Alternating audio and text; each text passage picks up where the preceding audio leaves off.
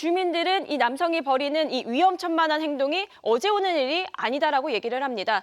도대체 어떤 일들을 벌였던 걸까요? 지금 확인해 보시죠. 하루도 조용할 날이 없답니다. 그 이유는 바로 매일같이 아파트를 시끄럽게 만드는 한 남자 때문이라는데요. 주민들 사이에선 공포의 이웃으로 통한다는 남자. 그날도 아무도 그를 말릴 수 없었답니다. 문자 집어 던져갖고 거기 다 막 찍히고 끓히고 그거 저기는 그냥 난리 치고 그냥 막 때리고 손 지르고 욕하고 난리 들어가고 하루 난리 났었지 무서워가지고. 입주민 김 씨는 그 누구도 예측할 수 없는 행동으로 주민들을 모두 얼어붙게 만들었습니다. 신고를 받은 경찰에 의해 즉시 연행됐지만 입주민들은 여전히 두려움에 떨고 있다는데요. 대체 그는 왜 그런 행동을 한 걸까? 이 사건이 벌어진 아파트로 직접 찾아가 봤습니다. 현재는 평화로워 보이지만 불과 며칠 전까지만 해도 아니었다는데요. 나에서 여기 보니까 10층이요. 그분이 베란다 창문 연 상태에서 뭐 아재도 불 붙인 걸 막 싹 던지더라고.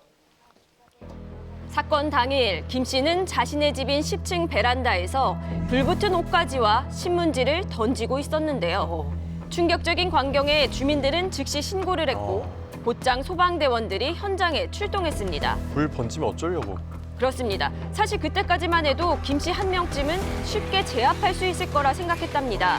하지만 막상 마주한 현장은 예상과는 전혀 달랐는데요. 포관 같은 것을 하면서 그 이후에는 뭐 칼과 무기들을 들고 저희 소방대원과 경찰관이 진입하지 못하게 위협하고 있었습니다. 현관문을 열자 온갖 물건을 던지며 격렬하게 저항한 김 씨. 결국 경찰이 강경 대응에 나섰습니다. 웬일이에요. 경찰이 테이저건을 발표하여서 이제 피의자 몸에 맞아가지고 잠깐 이제 멈춰 있을 때 그때 경찰이 4~5명이 들어가가지고 제압을 했습니다. 왜 저래요? 김 씨는 그 자리에서 현행범으로 체포됐는데요. 그런데 그가 체포된 뒤 집안에서 발견된 물건은 너무나도 충격적이었습니다. 바로 인화성 물질인 LP 가스통이었는데요. 그 내부에 베란다 측에 LPG 가스통에 위에 버너를 연 상태로 있었는데 자칫 불씨와 만났다면 대형 화재로 이어질 수 있었던 아찔한 상황. 그는 대체 왜 이런 행동을 한 걸까요? 범행 동기나 이런 거 좀 들으신 게 있으세요? 얘기 안 해요. 이상한 행동을 한 건 맞는데 정식으로 병원에 가서 치료를 받거나 어떤 진단서가 있는 거 아니기 때문에 제가 말씀드리기가 조심스러워요. 조사 결과 김 씨는 음주 상태도 아니었고 정신병력도 없었답니다. 네?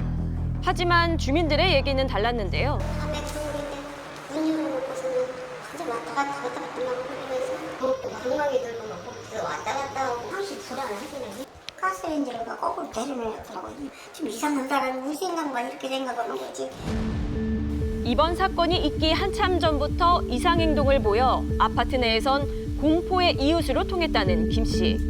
최근엔 그 정도가 좀 더 심해졌다는데요. 여기 있었는데 이렇게 던져가지고 승용차 벽돌을 던져요? 고개가 이렇게 찌그러졌었어요. 그렇습니다. 자신의 집에서 지상 주차장을 향해 벽돌을 던져 다른 입주민들의 차를 망가뜨리는 것은 얼마나 기본. 위험합니까? 사람이 맞았으면. 정전됐다고 하길래 올라와서 보니까 딴 데는 다 들어오더라고. 그래서 여기를 이제 분전함을 확인해 보니까 여기 내려가 있어요. 분이 내린 거예요.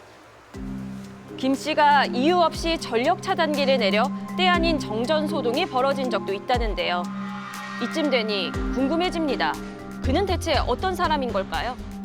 그전에도 뭐 여기서 막 뒤집어놓고 많이 한다 하더라고요. 지금 경비하시서 알아요. 고민 끝에 취재에 응한 관리소장. 그 사람이 22년도에 여기 우리 아파트 입주했을 때 처음에는 법인 택시 운전수였어요. 그러다가 어느 순간에 막 그만두더라고. 3년 전까지만 해도 김 씨는 평범한 사람이었답니다. 그런데 옆에 거주하시는 분이 집에도 잘 안 있어요. 옆에서 밤새도록 뭐 떠들어갖고 소리가 다 들린다고. 그래가지고 옆에를 전화를 하니까 뭐 집에 온 지 일주일도 넘었다고. 내가 아니 옆에 사람도 없는데 무슨 얘기냐고. 언젠가부터 벽간 소음을 호소하며 민원을 제기해왔다는데요. 하지만 옆집은 빈집이었답니다. 이후 김 씨의 행동은 더 이상해졌다는데요. 막 카드 들고 행성 수술하고 있더라고. 그래서 내가 이거 칼 놓으라고 내가 뺏은 거죠. 사건이 있기 며칠 전엔 흉기를 들고 아파트를 배회하는 등 위험한 행동까지 보이기 시작했다는 겁니다. 그가 이렇게 위험한 행동을 한 이유는 대체 뭘까요? 쿵쿵 소리도 들리고 막 자기 욕하는 소리도 들리고 확인해봤을 때 실제로 그런 일이 없었다. 그러면 그거는 치료받지 않은 조현병의 가능성이 있겠다. 김 씨의 행동이 조현병처럼 보인다는 전문의의 소견. 같은 생각이 들었던 관리소장도 지자체에 도움을 요청했답니다. 예. 그래도 내가 그 있길래 한 달 전에 내가 여기 동사무소 가가지고 이 사람 불안하니까 무슨 조치 좀 취해달라. 그러니까 자기들도 뭐 어쩔 수 없다 이길래 내가 그러면 한두 달 안에 무슨 일 터질 거니까 당신들도 일정 부분 책임이 있다. 입주민들의 피해 호소에도 방법이 없다는 말만 되풀이했다는 지자체 측. MBC 방송국에서 나왔는데 예. 이에 대해서 좀 아시나요? 아, 뭐 얼마 전에 뭐 불을 내는 뭐 한번 담당하신 분 한번 오셔가지고 얘기를 해봐야 될 것 같은데. 기다림 끝에 담당자와 이야기를 나눌 수 있었습니다. 민원이 몇 번 들어왔는데 지체장애도 있으시고 조현병 증상이 평소에 좀 있으셨어요. 근데 조현병 진단을 병원은 안 갔나 받으시지 봐요. 않고 정신건강센터에 본인이 동의를 해야지 갈 수가 있는 거거든요. 가족도 연락도 잘 안 되고 저희가 행정기관이라고 해서 강제적으로 그 사람을 이렇게 넣을 수는 없는 그쵸. 거거든요. 네. 그렇지 않아요? 김 씨가 정신적으로 문제가 있어 보이지만 치료를 거부하고 있어 조치가 어렵다는데요. 현재로선 가족들의 동의가 절실한 상황. 사건이 발생하면서 집주인분한테 빨리 한번 와보시라고 그랬고 집주인분도 그날 오셨었고요. 누나라는 분이 있다. 김 씨의 가족과 이야기를 나눈 적 있다는 집주인. 그를 만나기 위해 서류상 주소지로 찾아가 봤습니다. 하지만 집주인을 만날 수는 없었는데요. 이대로 포기해야 하는 건가 싶던 그때 취재 도중 우연히 마주친 한 남자. 바로 애타게 이분이 찾던 이제 집주인입니다. 집주인. 소유주 되시는 분이시고 네. MBC 방송팀인데 예. 네. 어제 집에 찾아갔었는데 우리 집에 네.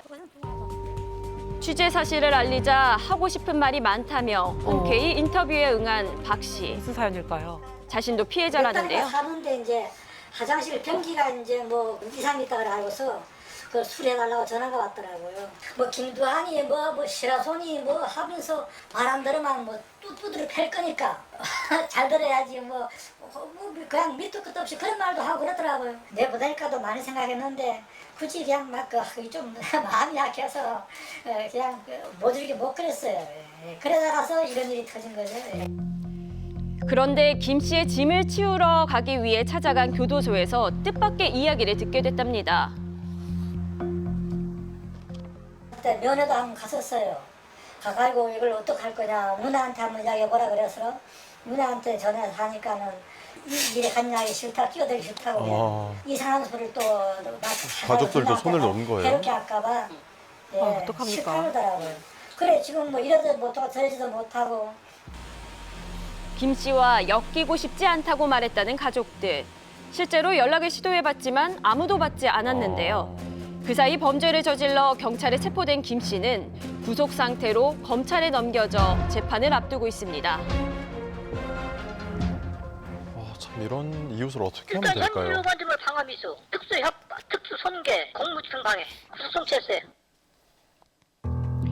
하지만 주민들은 김 씨가 다시 돌아올지 모른다는 두려움에 사로잡혀 있었는데요. 섬뜩하더라고. 똥 질러놓고 간 것만 해도 섬뜩한데 또 와가 살면 어떡해.